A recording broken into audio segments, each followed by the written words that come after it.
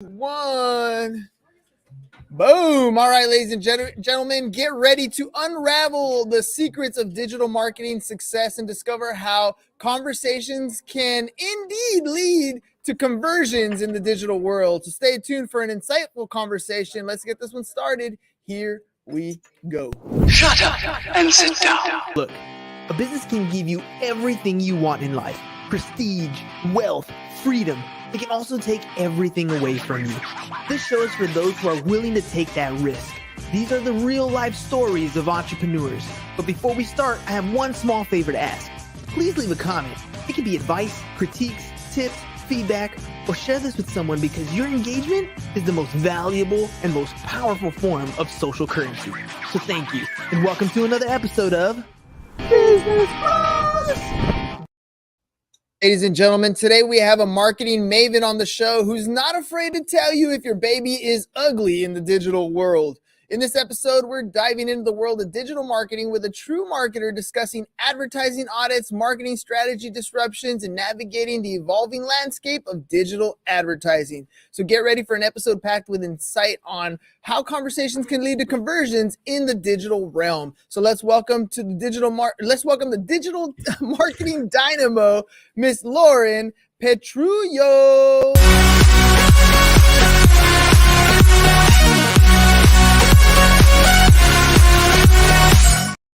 All right, Lauren, the party has officially begun. Welcome to the show. Thank you. That was like the best intro I've ever seen. I am more pumped up than you can possibly imagine. Good. That's the whole point. All right, let's get that energy flowing then. Question number one is always the basic one, right? Everybody who comes on the show is promoting something. That's why we're creating digital content in the first place. So if you can explain it so that a fifth grader can understand what it is you do and how you make your money, what do you do for a living? I run ads on social media platforms like Facebook and TikTok so that everyone watching and everyone on their devices spend money. Yes, I want to grab your attention. I want to keep you focused. And I do that by running ads. Who's the target audience? I mean, when you're running ads, you can get super focused in who you want to talk to. But in your case, who's your target audience? Who are you looking to work with?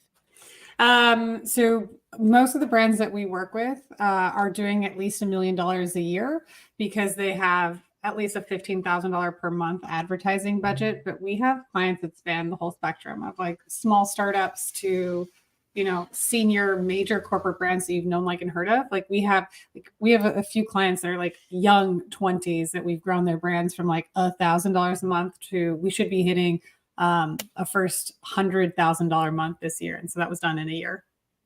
How did you get into becoming buying paid ads? I mean, everybody has kind of their journey, especially I feel in this space, because it's not like you've been buying ads or buying media for a very long time on social. Social is not even like, it's barely a teenager. hasn't been around forever. So doing that professionally, you've got to have a story. Tell me your journey. Like, what's your education journey like? How did you get to where you are today?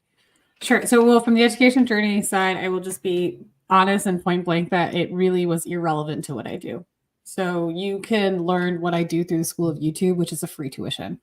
But like I do have my undergrad. I went to Cal State Northridge, is where I graduated from undergrad with a degree in business law. And 50 days before I was going to start law school, I got my dream job with Disney. And then I just headed across the country from LA to Orlando, where I am now. I'm in Orlando, Florida. And so I did marketing for the Walt Disney Company. And then I ended up doing marketing for some other really, really big brands before I was like, I want to be my own boss, and made it myself. And honestly, like if this is something remotely you're interested in, there's a great site called Upwork, upwork.com. And I went on there. I was white labeled. I ended up managing all of Mitsubishi Canada's Facebook ads. I ended up managing a whole bunch of ads for like major brands like Toyota and so much more that I found through the gig website, where it's like, hey, I just submitted my proposal and I was like negotiating what my terms and costs would be the same way I had done when I was like 12 and negotiated babysitting prices. Dude, all right, I got to dive into this story a little bit more. You could have been a lawyer, decided, nah, I'm not going to do that. You got your dream job with Disney of all companies. And then you decided to leave that beautiful company that does all kinds of great marketing to go off on your own and be your own entrepreneur. Like, what was going through your head? Why leave such a promising career? And you would have been in the marketing space anyways to do it on your own. Like, I want to know what goes in the minds of an entrepreneur. I will say that I didn't leave by choice. Like my job just doesn't exist anymore. Like full disclosure. So like what I was doing, I was an innovation catalyst. I had done multiple jobs on and off with the Walt Disney Company for 5 years, but like the best and like most amazing job. I was on an in-house idea agency. So like I was coming up with like crazy ideas, like what might we do if we had essentially unlimited resources and an unlimited budget? Amazing. But, you know, not to date myself too much. Before everyone was watching items on streaming devices, like people paid for cable. Like you had a subscription plan and part of your subscription plan included ESPN. And ESPN, that revenue was significantly cut when people switched to only Netflix or to only HBO Max or whatever version they're calling it these days. So there's just massive layoffs across the department. And that's what like kickstarted the idea of an entrepreneur dream, because I had my dream job. I was working for this dream company. I like was pinching myself every morning. Like, I can't believe this is real. I beat out like thousands of other people for this job. And then all of a sudden one day it didn't exist anymore. Like that was a harsh reality that I was like, what? So it cataclysmed me into not wanting to ever have that feeling again. And ultimately like be able to be my own boss, create my own jobs and set other people up for success. I just don't want to be reliant on anyone. I was a grown person and I hated that dependency. It makes a big difference when you have control of your own time, your own freedom to do what you want to do. No one's telling you what to do. Not even Mickey Mouse is going to tell you what to do at this point, or Mike at that point. Let me ask you about some advice that you would give. You get to work with all kinds of entrepreneurs. You talked about the ones that have very small marketing budgets to the ones that have very large marketing budgets. And there's a lot of entrepreneurs out there that are scared to put that money forward, maybe because they're like, I'm good right now. They have maybe a lifestyle business. They want more. They just don't know what it takes to be a marketer. And I love Gary Vee's lines. I use it all the time. He said, you got to be a marketer first and everything else second. As an advertiser, as a marketer, as you help businesses grow, what advice would you give to companies that are getting started today, small mom and pops, individual solo props, that want to take their business to the next level, just have no clue what to do in the marketing space? I would say like it really for me boils down to two things. And I love that like the marketing plays into it because it's how you're speaking to your end user. Like you asked me, like, explain your job as if you're a fifth grader. At Disney, we'd explain it like if this was an alien that just landed on this planet, how do you explain what you do for a living? But no matter what you're doing, I don't care if you're like flipping signs or you're like selling plants, it comes down to two basic principles. Do you have a sexy offer? Is there sex appeal? Like it grabs people's attention, like it's so good. Do you have an obvious audience? Like you can have an amazing offer. Like, hey, I'm going to do so what I did for people when I got started, because I learned on the job, I took very little money and I used a lot of sweat hours to learn how Facebook ads work. So I went up to people I knew that had businesses and strangers that had businesses. I'm willing to do this for $150 a month. I'm willing to put in all this time. And they're like, whoa, I am used to paying $1,500 a month for someone to do this. Okay, let me give you this shot. All I have to risk is $150.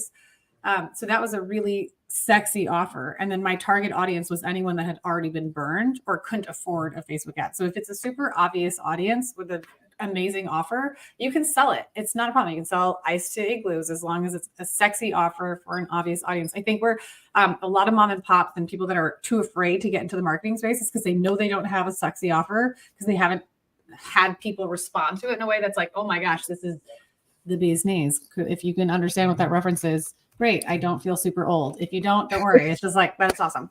And then if you have an obvious audience, like this is really where most people like mess it up. You're like, hey, I'm selling candy that's for adults over age 55. It's for menopausal women. Super specific. This is dark chocolate that will help regulate your hormones. Amazing. Anyone under age 55 or anyone that's not a female going through menopause is not interested. So you don't have to spend money wasting your time talking to people that don't care about it anyways.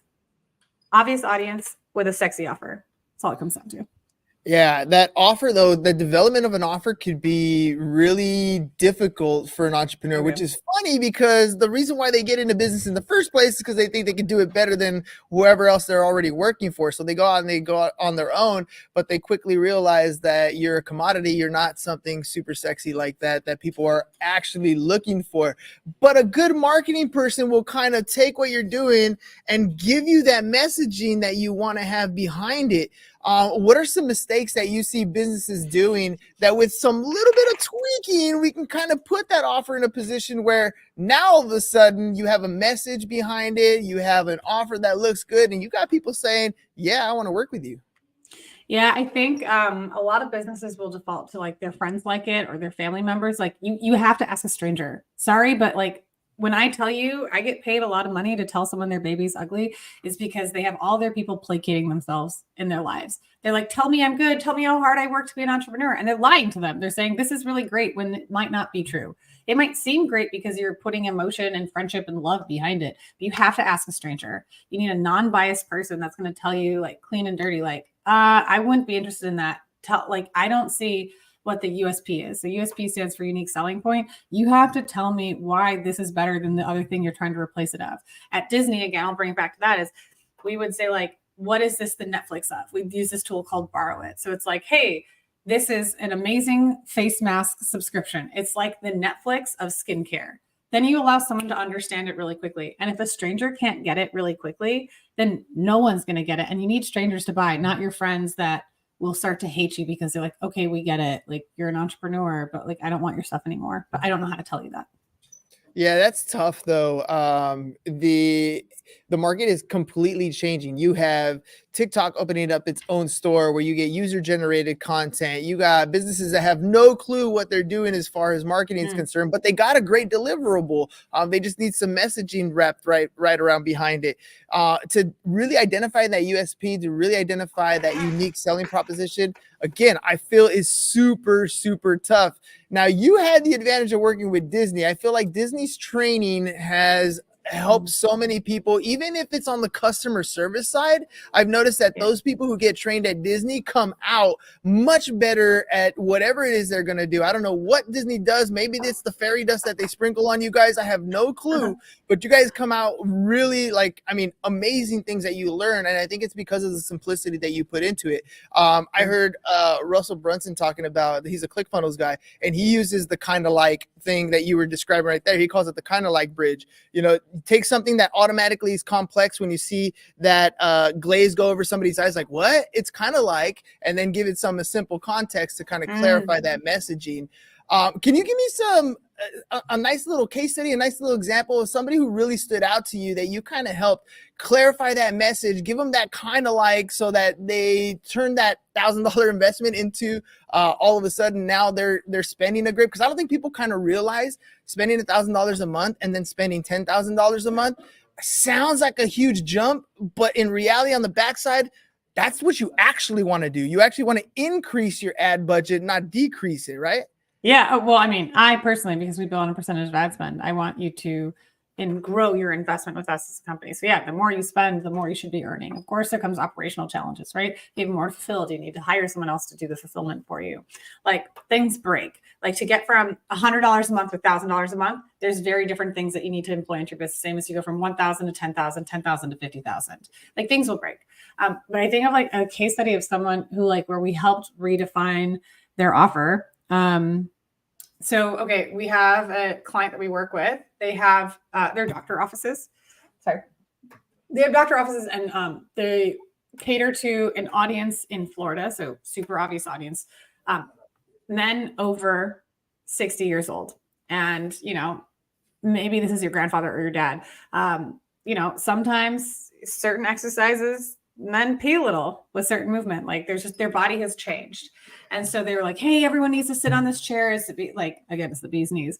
But you'll do these Kegels, like 12,000 Kegels in 28 minutes. That means nothing to like 98% of the world. But when you can tell someone like, hey, this is a non-invasive way, like this, forgive my language, but we're not sticking a needle up that very sensitive part of your area, which is a known solution to rectify this problem. You're able to change it to a language that their grandkids and their wives will say. It's like, keep your pants on and keep your pee in. So something of small, it's like you need to connect to an audience that is really uncomfortable taking off their pants, having someone stick very invasive stuff. And they kept saying like, oh, everyone knows they want it. Everyone. And I get it. Like that's what they think about it. But we had to like if you say like the only thing that the first case study that comes to mind is like, okay, keep your pants on and still not have to wear an adult diaper. But it was like a whole idea of like, keep your pants on.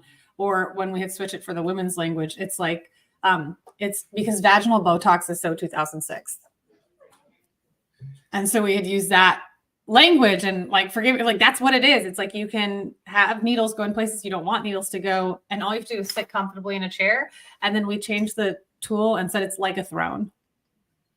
But you're speaking specifically, and that's I think what a lot of marketers kind of mess up is you're speaking specifically to that customer avatar and you're addressing a specific problem that specific avatar has, because I get it. Marketing, you want to kind of appeal to the masses. You want to be able to talk to everybody, but you hear it all the time. When you're talking to everybody, nobody's listening. You have to be very specific. And when you're talking to these people, how much time do you spend like developing that customer avatar with your clients? Because I feel like Disney knows exactly who they're talking to. Their customer avatar probably has a name and a character figure that they drew up that they're talking to every single time they're crafting a message.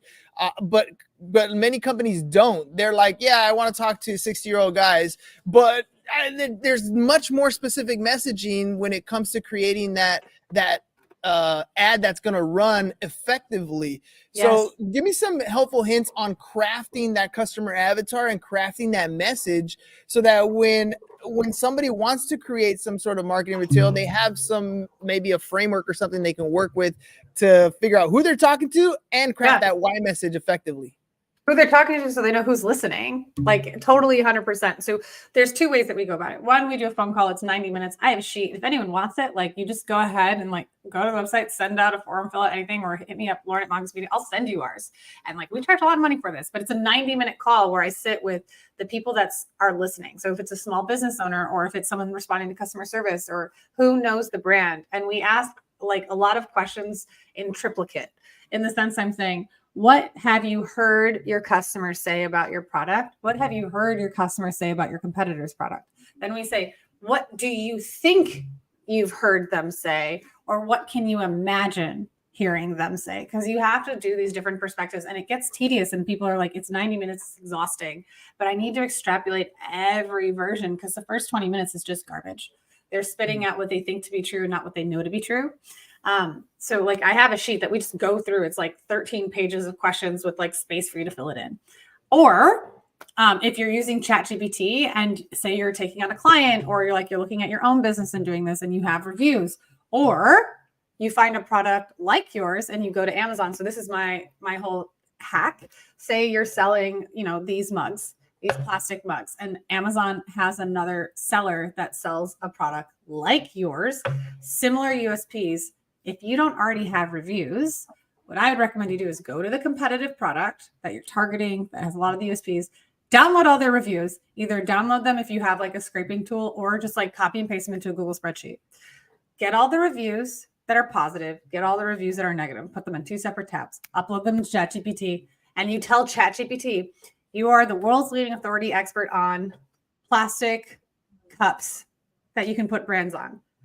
Here are all the positive reviews. Summarize these positive reviews into 5 buckets. And so then you tell ChatGPT to tell me where do all these reviews sit into. And then you can look at those pieces. And then you take the negative ones and put them into 5 buckets. You look at those pieces and then those become the frames of who you're building your avatar. So you look at what do they want and what do they hate about this product. And then you, if you have the demographic data too, you tell ChatGPT, literally analyze the age, tell me the average age of all the customers that write positive reviews. Analyze it, tell me the average age of all the people that wrote negative reviews. And then you can set up the age.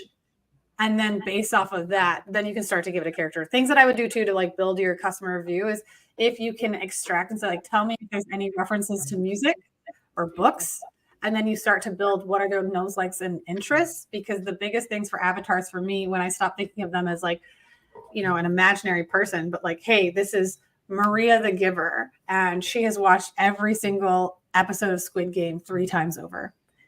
And like, she has Crunchyroll subscription and is obsessed with 6 webtoons right now. Whatever those pieces are. Again, you go back to specifics, but the cheat way is just use my sheet. It's 13 pages, 13 pages with direct questions, or use the cheat way of stealing someone else. No, borrowing someone's reviews, uploading them to ChatGPT, and having ChatGPT tell you what they're able to analyze in the time that would take you days or weeks. Lauren, like money.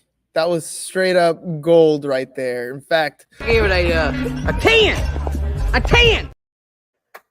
Right, give it a 10. That was fire. Like literally, just the ability to use reviews, your competitors' information, gives you such a heads up in creating the content and the messaging that you're going to need, because you're already addressing the problem, and it's not some fantasy problem that you made up. It's literally the complaints that your reviews are getting for the product or service that you're going to be putting out there. Address the problem, be the solution, and all of a sudden your marketing material is going to skyrocket because you're answering that question from the public directly. It's not mom thinking something. It's not your brother thinking another thing.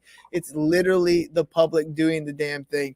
Let me ask you about your business. There are tons of marketers out there, but I feel there are some that do things specifically well. They're really good at this one thing, which differentiates them from all the other ones. If you could put a finger on it, what is the thing that you do best? What? This is the $1 million question. I would want to say I'm really good at with identifying that for other people. But I think honestly, like individually, Lauren, as what I do the best is like, I'm a super connector. Like I can make network relationships and I can see how to get from A to C really quickly, where a lot of people can't process that. So like I can bridge a lot of like where people are lost. And then as an agency specifically, I think where we do really well and like what we do best at is leveraging AI into our tech stack. So we don't use AI to replace, we use AI to enhance. And like we've done some really great stuff with AI that like people can't even touch because they're looking at AI like, oh, just make this. And we're like, no, AI can pull this and extrapolate that and then read what this has created and then automatically be inserted into this. And that's done in a click of a button. So integrating AI for more efficient and for higher efficacy and efficiency.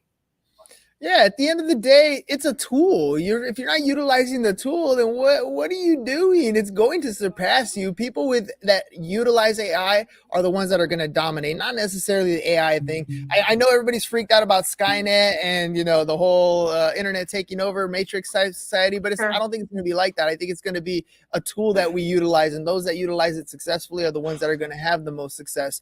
And as you become successful, every entrepreneur goes through this. As you scale, as you grow, there are things that you want to improve upon, things that you want to make better, become more efficient at. Where do you see that opportunity in your business? What are you trying to improve upon? I think documentation, like we've grown to such a large team that like there are people I still haven't met yet that work for me because they have team members that hire them and there's not enough time in the day. So having stronger documentation so that new hires are set up for success. There's a thing like tribal knowledge gets stuck. So like you have been working with an agency for 4 years and then for whatever reason, you're no longer with the agency. If that information is not documented and put into a place, the next person isn't set up for the greatest success. So for me, it's just operational organization. And that leads into stronger and better onboarding experiences for both the trainer and the trainee.